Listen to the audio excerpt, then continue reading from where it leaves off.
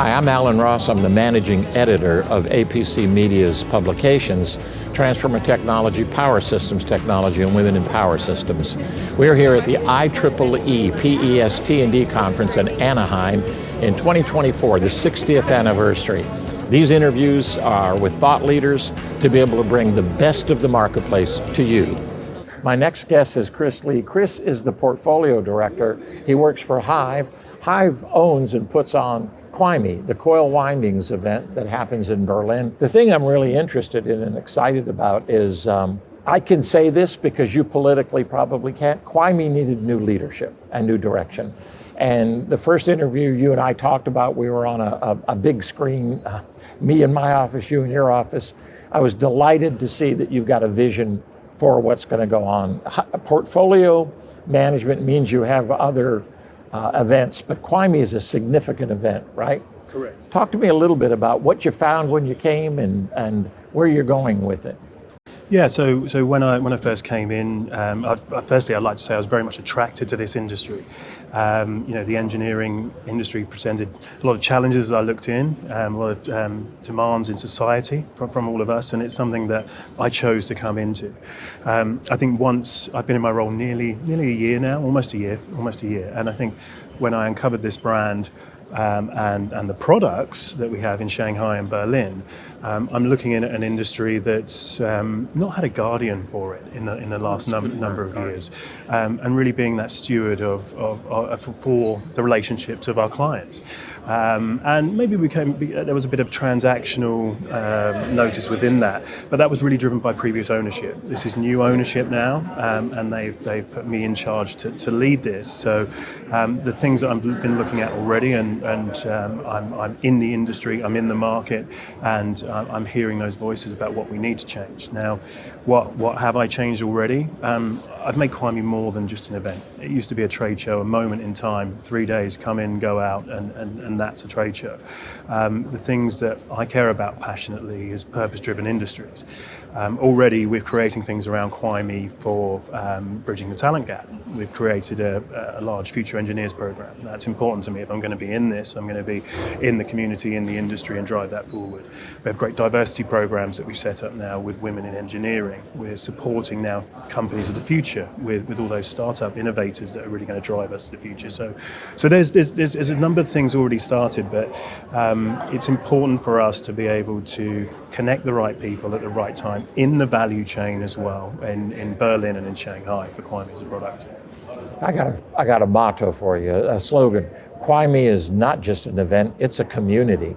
Because that's what you're doing. You're putting a community together that lasts. Now it meets once a year to get excited in Shanghai, once a year to get excited here.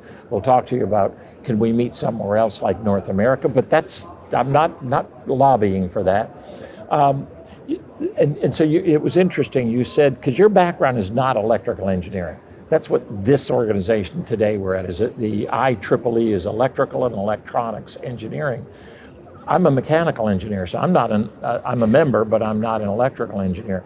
But it is that whole technology, engineering, and for QIME, you're as much a part of the future. The lights going on or off, electrification of transportation, decarbonization, decentralization, digitalization, the 3Ds. That's all the future. And that brings QIME into that future because you're a significant part of it. Talk to me about that discovery when you said, oh my gosh, I found the future. Yeah, well, I mean, just to kind of tell you a little bit about myself as well, you're absolutely right. I'm from the events industry. I have passion about events. I've got 20 years experience in that space.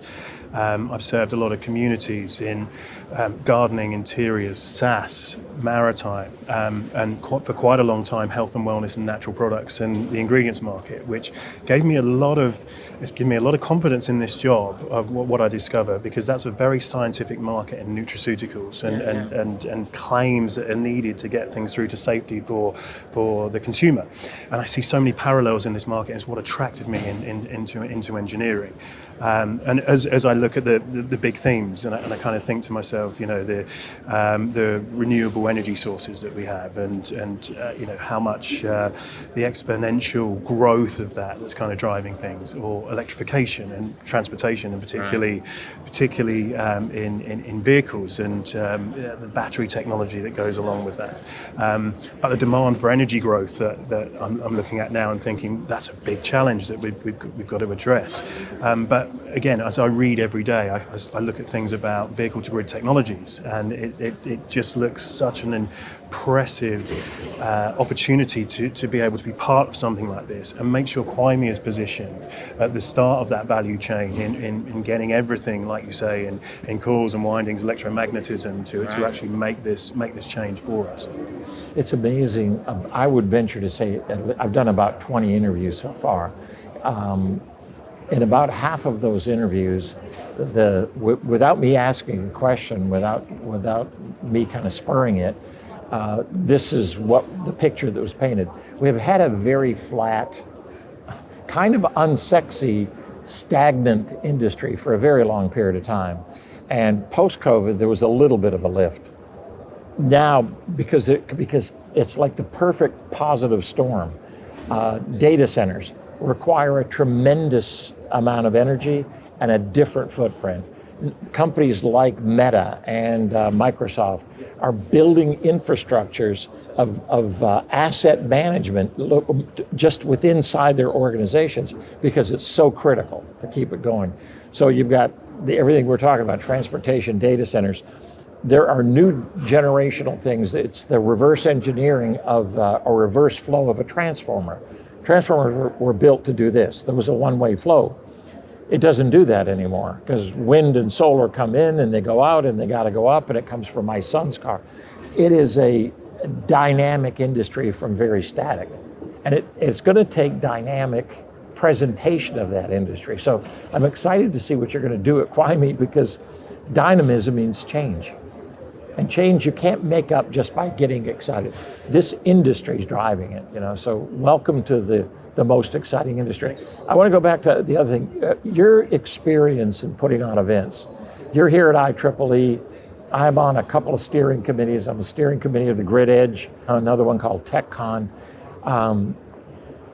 Give me some insights into what makes good events. Doesn't matter what industry it's in. Yeah, well, first of all, promotion. You can put on the best event in the world, the best content, but making sure you're promoting it correctly, make sure you're reaching the right people as well. There's in events, there's certain benchmark statistics that you'll get kind of maybe 30-40% of the same visitor audience and attendees coming into your show year on year. There might not be a need for someone to come back every year to your show. They might have challenges every 2 years. So making sure that you've got the right audience and messaging to that right audience at that time to make them engage with the expertise of professionals, to bring that knowledge back, to start innovating when they take it back to wherever they may be in their daily workflow. Is it harder to get content from experts today than it has been in the past because everybody's busy? Everybody's always busy. I think the world's got busier for sure. I think as we've spoken, I think we can take time to start initial conversations. I think it's about being proactive and wanting to be part of your industry, that passion for wanting to be part of it. And we're very blessed with the network that we have at Hyve, which you are certainly part of. And I would say no. I think if you have the right purpose and you bring them on that journey with you, they want to be with you, and you want to be part of their journey as well. You see a generational shift in how you put on a conference, how you're going to drive Hyve. There's, and I'm not talking like the 20-somethings, I'm talking about the 30 and 35-something engineer, the 55 and 65 retiring group of engineers. Very few of them make it past 65. They become consultants. And then that mid-level gap in there. They are really three different generations of how they think. So how do you build a conference or build a community around those three different generations? Yeah, it's such a great question, and we were in development of that when I took over the brand just a year ago. And if I go back to things like, how do we start nurturing people at the start of the journey? That Future Engineers program, actually bring them into the show, students in their kind of final year. Partner with people that can actually provide training and give them an avenue. We have kind of mentoring sessions at the show, people telling them about what they've done in their careers, putting tours together to go around these companies, so at the start of that, we can address that, but we've got to be proactive and reach out to the universities. We're a stakeholder in this, so how do we make sure that faculty and student really understand what our industry is about, because that's one of our biggest challenges. And then again, like you said, everyone's busy, so for some of those different groups, it could be about networking specifically. So actually, if they've got tangible contacts that they can meet in one place in a short amount of time, it will get that done quicker. And then for other groups, it may be the justification of, actually, I need something to go back with, to take into my workflow, to be able to demonstrate to my business that this event's worthwhile. So, a number of groups. Describe the perfect event, because that's what you're going to be. You may not have had a chance to build it for this year, starting in Berlin next Monday, but what's the perfect event? Describe it. The perfect event. Well, I think I think you've got to understand all the personas that go to your event. You can't just take that in and say this is the perfect event and that's how it looks. People are driven sometimes by numbers or NPS scores or wherever that is. I'm very much from a kind of testimonial, an actual follow up and understanding what people valued in our event from there. So for me, if I start creating that, it's someone getting value out of the event. Whether they said that it was I met 3 people in a networking that I would never have met, and one of them was a community event surrounding a certain subject matter. Putting different people together in the value chain to talk about an innovation of a certain part of that, not just the same people, in peer-to-peer sharing problems. So there can be so many different things to make the perfect event, and the important thing is you've got to evolve it every year. You have to keep thinking that through.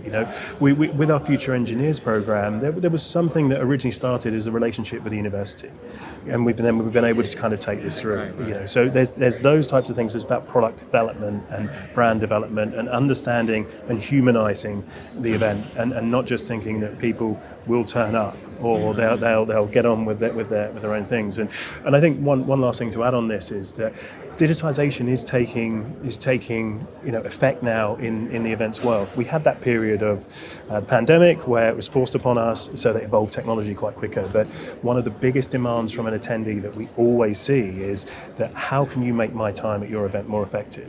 Events were previously built on serendipity. It was kind of turn up, I met someone while I was having dinner, or I met someone at the water cooler, or I bumped into someone on the stand. But if we can make that more effective, and we've certainly got programs in Hyve where we're doing that and connecting the right people in certain connections programs. So the buyers are coming prepared, they're coming in, they've got their 20 meetings over a day and a half, and they've got space for serendipity and networking as well. So it's about making sure we can justify getting them out of the office, making the most out of time. So many different answers to your question. There's not one answer. That's great. Okay. Serendipity. I love that, space for serendipity. I think I'm going to use that. It sounds like the word that's buzzing in my head about what you're doing is collaboration. You're making the event a collaborative event. And collaboration requires some level of structure. It doesn't happen by serendipity, or else it's not really collaboration, it's luck. Collaboration doesn't happen by luck. It has to be driven. Yeah, absolutely. That's excellent. I look forward to coming to Berlin in 2025. Is it? Yeah, every year you have it, 2025. I'm going to put you on the spot. Have you even thought about used to do them in Chicago?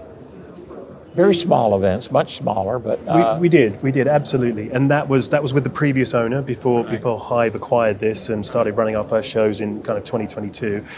We're looking at many markets at the moment, and the US is one. There's lots of opportunities with nearshoring and reshoring that's happening here, but we continue to look at this. the last thing that I would want certainly is to come into a product and start launching things without stabilizing things, reigniting things, making sure that we've got the perfect base and foundation for what our brand identity is in Berlin, in Shanghai. But I can tell you there are a number of plans underway for expanding into this community to add for their values which they support with us. Remember that thing you said about promotion? Yes. You do it, I'll make sure we promote it for you, okay? Fantastic. Because I do think there's a great need for it. Is there a decent contingent of Americans, U.S., North Americans, let's say, Canada, U.S., and Mexico, that come to Climate Berlin? There's a small amount. It's not our largest, but there's probably less than 10%, about 10% of our companies, of the kind of 600 companies that are there. So we're talking kind of between 60, 75 companies. So they would certainly look at supporting that. We've already got those companies that want to be with us. But the important thing for us, as always, is about that visitor base. This is something we need to make long-term sustainable. We don't want to be in the market for 1 year. Coil windings is such a specific market, and you've got to then make the community effective in that specific market. And one of the beautiful things about community is you want community that people are in the same space I'm in, right? So you have the benefit of that. You mentioned one, you said one of the challenges. What's another challenge Clime's facing, or the Hyve's facing more so than Clime? I mean, I can talk to an exhibition kind of possibilities, and I think the general exhibition statistics, so whether it was Hyve or one of the other organisers, the retention on any customer base, there's an average churn of, if you've got 100 customers doing it, there'll be 65 customers next year. So you've always got to be able to increase that. Or on the attendee side, I mentioned earlier that sometimes a good statistic is to have a 35% retention. If there's 10,000 people that came this year, 3,500 people coming in is pretty good. So always being able to make your product interesting, whichever sector you're in, and be in the market. Being in the market. There's specifically in my industry, the thing that I respect the most is that the businesses that I'm talking to are owned by CEOs. They're not all of them, but the majority of who I speak to, whether it's in Italy or Germany or other countries, that I'm talking to the person that launched this business. So you've got to respect that. You've got to understand it, and you've got to really help be part of the process with them. Help them get what they want from your event. And there's too many events, let's say, in the world this day that kind of run without much management when they're big shows. So it's my challenge is what I enjoy, and that's why I'm here for this community now. Excellent. Chris Lee, thank you so much. I appreciate it. Alan, thanks so much.